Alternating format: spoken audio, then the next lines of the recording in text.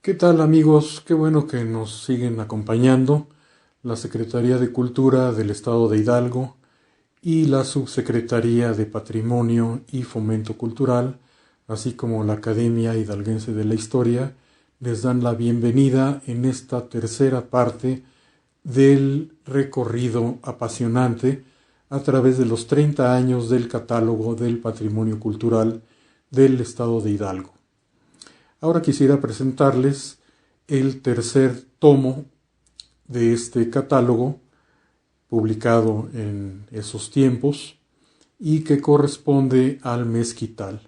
Es probablemente el catálogo más amplio y voluminoso que se editó en esta serie. Bienvenidos. En esta parte de la presentación de los 30 años del catálogo del patrimonio cultural del Estado de Hidalgo, presentaremos algunos ejemplos correspondientes a varios de los tomos publicados.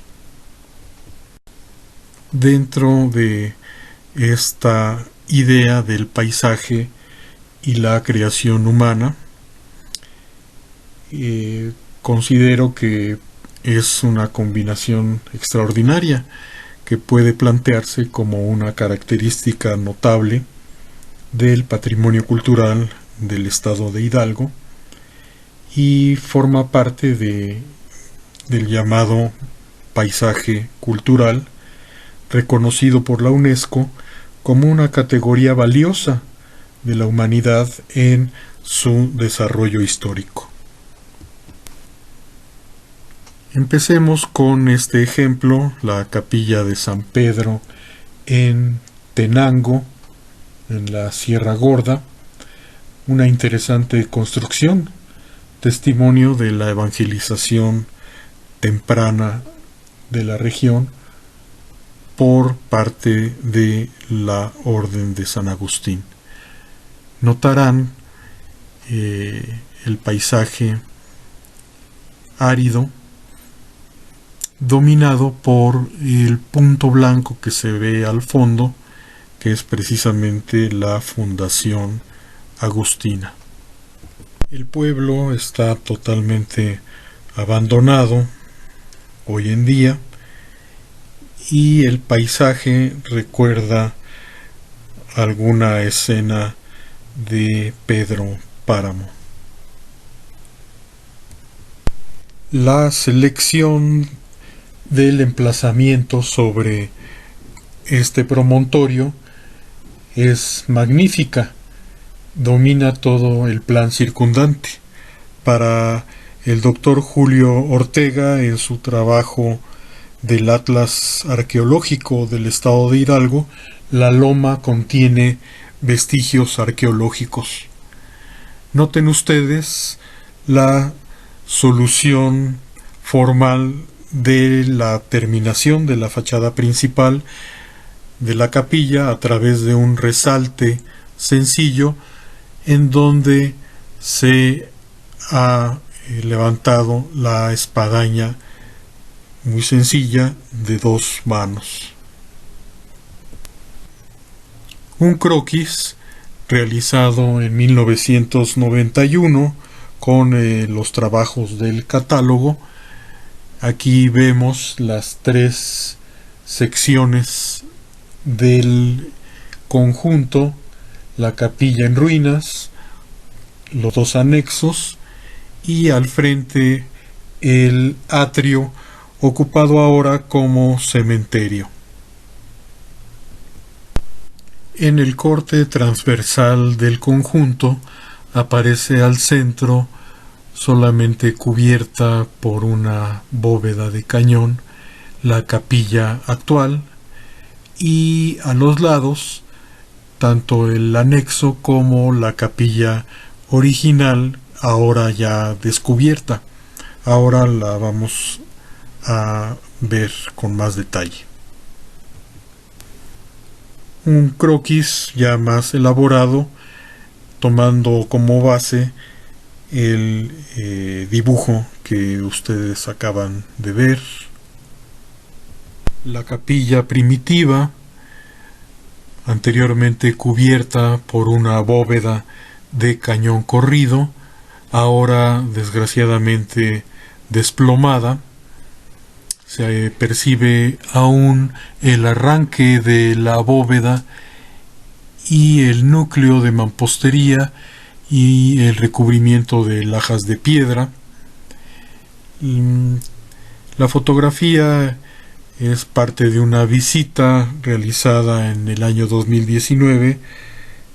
Agradezco aquí a mis compañeros Eduardo Cruz Beltrán, el maestro Enrique Rivas Paniagua, acompañarme en estas exploraciones recientes por el patrimonio cultural.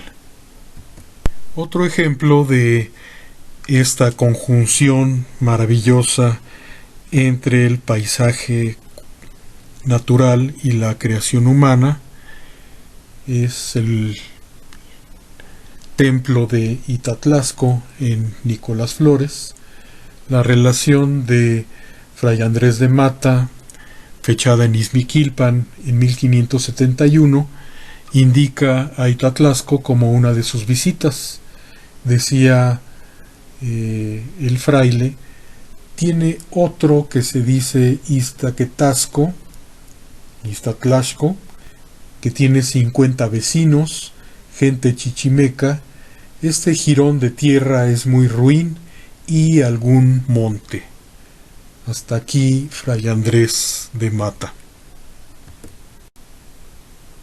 En otra visita encontramos la misma fisonomía, no ha cambiado esta relación y vínculo del paisaje y la arquitectura. En este croquis vemos los componentes principales del conjunto: el templo, una serie de anexos y todo rodeado por un atrio, también utilizado en la actualidad como el cementerio del pueblo. Las almenas que coronan la edificación parecen una réplica humana a los cerros circundantes. Otra perspectiva de la terminación de los muros y esta especie de diálogo entre las almenas y la concordancia con las montañas circunvecinas. La población se comunica a la antigua hacienda de la Ferrería, propiedad del activo empresario Ricardo Honey, quien también era propietario de la fundición de la Encarnación. Ambos sitios eran comunicados por una vía angosta de ferrocarril movida por animales. La calle principal del pueblo fantasma de la Bonanza nos da oportunidad de adentrarnos más en una parte importante del patrimonio perdido de la entidad. El nombre original del pueblo fue Mineral de Santa Cruz de los Álamos. Cuando comenzó la explotación muy abundante del mineral, cambió el nombre por La Bonanza. Está enclavada en una zona minera donde se extraían cobre, zinc y plomo, y también menores cantidades de oro y plata. Aquí fue originalmente la cabecera municipal. El estado de conservación de la capilla del pueblo es un recordatorio de la importancia de la actividad humana para poder mantener estos monumentos en pie. Es muy necesario la interacción del ser humano con los edificios, tanto en labores de mantenimiento, de uso, la utilización del espacio social, para poder garantizar su conservación. Casi 30 años después, desgraciadamente, la fachada casi se ha desplomado. Un detalle del remate de esta torre de la capilla del Señor de la Buena Muerte. Es común hallar templos sobre cerros, montículos, destacándose en el paisaje. Es el caso de la capilla de la Santa Cruz en la comunidad del Alberto, municipio de Izmiquilpan, una población de raíz otomí. Destaca por su trabajo de relieve en cantería en la fachada principal, la cual conserva rastros de la pintura original. A ambos lados de la cornisa superior hay representaciones del sol y de la luna, enmarcadas en elipses realzadas. Parte también del pensamiento religioso de los otomíes, ya en un sincretismo notable con la nueva religión introducida en el siglo XVI. Dentro del atrio se alza una estructura llamada descanso, sostenida por 4 gruesos pilares y cubierta por un casquete semiesférico. En el interior también hay pintura mural en base a motivos vegetales y 5 platos de cerámica empotrados, como es una norma común en las estructuras arquitectónicas de la cultura otomí. Un diálogo más entre arquitectura y paisaje lo tenemos en la Hacienda del Marqués, en el municipio de Chapantongo. Es un conjunto muy amplio, cuyos elementos más importantes son la troje, la torre y la cortina de la presa, una capilla y el propio casco de la hacienda. De esta presa sobresale una torre de 2 cuerpos, de planta octagonal, con muros de mampostería y aristas reforzadas con cantería. La remata un cuerpo cónico sobre una cornisa y sirve aún para medir el nivel del agua. Parte del elemento superior se desgajó, desgraciadamente. La amplitud de la troje de la hacienda tiene su relación muy estrecha con la capacidad tan amplia de la producción agrícola de la región. En el mismo municipio de Chapantongo, la hacienda de Tenería, una hacienda antigua, se remonta por lo menos al siglo XVIII. En el dintel de la puerta de entrada al portal tiene la inscripción 1756, aunque la capilla de la hacienda tiene otra leyenda con el año 1719.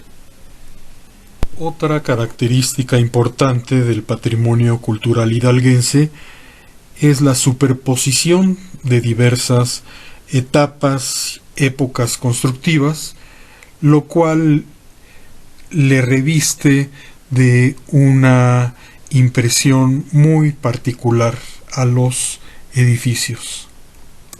La capilla de San Andrés en Actopan, mencionada en primer lugar en el registro de 1930, fue utilizada posteriormente como escuela primaria.